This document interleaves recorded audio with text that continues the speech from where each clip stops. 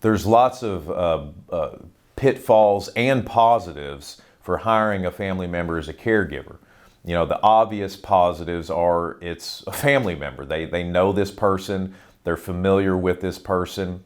It's someone that's probably not going to charge them as much. You don't have to worry about paying for health insurance. You don't have to worry about paying for workers' comp. It's not a liability for you on a personal level. Now, the pitfalls for a lot of our clients are people who ask us if it's a possibility to hire a family member as a caregiver that they don't think about are all the exact opposites of the things that I just stated, which is one, if you aren't paying workers' comp and someone is at your home, even if it's a family member, and they slip and fall and they get injured, who's going to be on the hook for their injuries?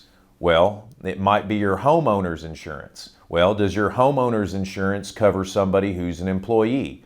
Well, we hear the argument all the time, well, they're not really an employee. Well, the law is going to determine whether they're an employee or not. If you're having them show up 8 to 5 and you're paying them the exact amount every single day, and you're having them perform the same types of things for someone, there's a possibility that the law, even though you don't want to call them an employee, is going to say that that's an employee with all of the legal tentacles that are attached to someone as an employee and you as an employer.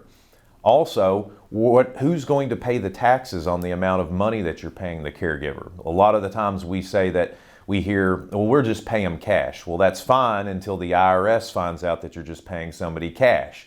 And then if you are going to claim them, are you going to get a 1099 to the person as an independent contractor? So it's really a good idea to have a conversation with someone who's familiar with caregivers and caregiver agreements to walk you through so that you're making an educated decision on whether it's in the best interest of your loved one or yourself to hire a family member as a caregiver as opposed to a caregiver company.